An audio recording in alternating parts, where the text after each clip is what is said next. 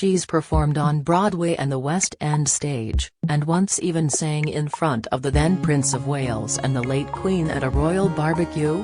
But musical theatre legend Ruthie Henshall says stepping out onto the cobbles of Coronation Street is right up there with those other pinch-me moments. Ruthie is swapping the bright lights of Theatreland for a guest role on Britain's longest-running soap. And she reveals she loved it so much she would jump at the chance of a permanent part if one came up. There are people and places that you'll always be impressed by. Coronation Street is one of them, so it's definitely one of the highlights of my career, she smiles.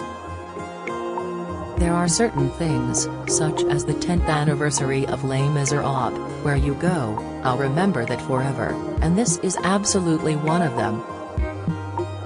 The show is something I've dipped in and out of my whole life, so it's been quite wonderful.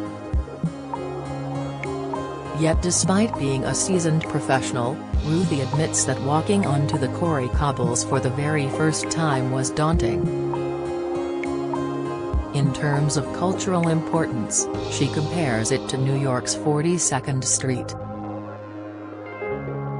It's iconic and part of our history, so I definitely had butterflies walking out there for the first time, she explains. You can't help but feel it's a pinch-me moment. I filmed some videos on my phone, but I didn't take any pictures of myself with the cast. I didn't want to be a fangirl. It usually takes a lot to unsettle Ruthie. Her 37-year, multi-award-winning West End career has seen her star in a host of hit musicals, including Chicago, Billy Elliot, Oliver, Miss Saigon and Cats. She's a 5-time Olivier Award nominee. She won the 1995 award for Best Actress in a Musical, and she has produced 4 solo albums. And, of course, there's the memorable time Princess Diana urged her to belt out Les Miserables hit I Dreamed a Dream at a royal family barbecue.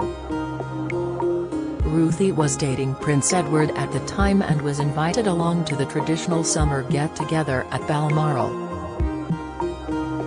I wasn't nervous because Charles had just made me a couple of martinis, which is why I ended up singing in front of the Queen, she laughs. I was feeling no pain, because I was 3 sheets to the wind. It will always be one of my greatest honors. Diana was there, Princess Margaret, the Queen Mum, Edward, and Charles. It was a particularly wonderful era. They were all bloody delightful and very welcoming, and I have nothing but nice things to say about them all. The Queen in particular was lovely. Here I was, this chorus girl dating her son. It must have been her worst nightmare. But she was really good to me. She always talked to me about things I would know something about. Ruthie, 56, arrives in Weatherfield as businesswoman Estelle, an old friend of Glenda Shuttleworth, played by fellow theatre star Jodie Prenger. The two reminisce about their times performing on cruise ships together, before Estelle attempts to talk Glenda into buying into her theatre school franchise. Ruthie says, "They phoned and asked if I would do it, and, once I read the script, it was a no-brainer. It was such fun, and I had a bit of a sing-song with Jodie. We know each other of old and get on like a house on fire. I would be back there in a heartbeat if I had the chance. I'd step away from 8 shows a week in musical theatre if they offered me a permanent role. I love musical theatre, it's my passion, but it is quite grueling."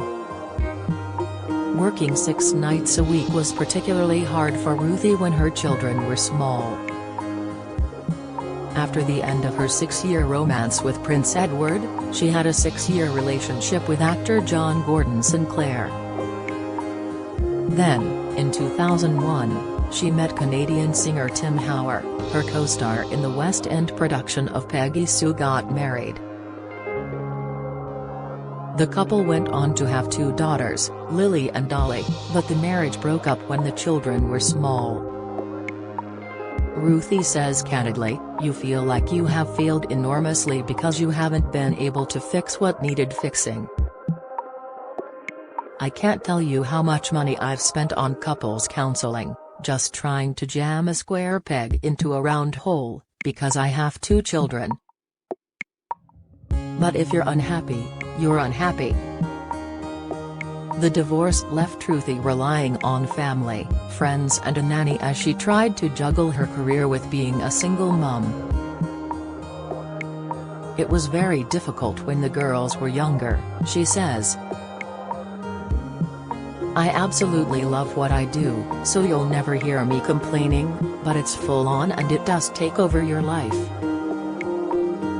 Their dad wasn't really around, so I was very much on my own in every way. The hardest thing was the guilt. I had to work to pay the mortgage, but it meant I wasn't there in the moments that I really wanted to be, like picking them up from school and putting them to bed at night. I would call them from the theater to say goodnight and they'd get upset, which was hard. At times they lived in dressing rooms when I didn't have childcare." When Lily was 4 months old, Ruthie rejoined the cast of Chicago and was often obliged to bring her baby to work, handing her to her dressing assistant when she went on stage. "I was running off stage for costume changes and she would hand me Lily while she changed me," Ruthie recalls. "I remember one particular time Lily started crying as I handed her back to my dresser. I went back on and felt absolutely paralyzed, because all I could hear was her screaming at the side of the stage. Another time I was expressing milk in a side room before coming out and doing a photo shoot with 2 sexy guys, me in my sexy Chicago costume, done up to the nines. I always laugh when I see that picture, because I think, yeah, I was in the room next door expressing milk, that ain't sexy."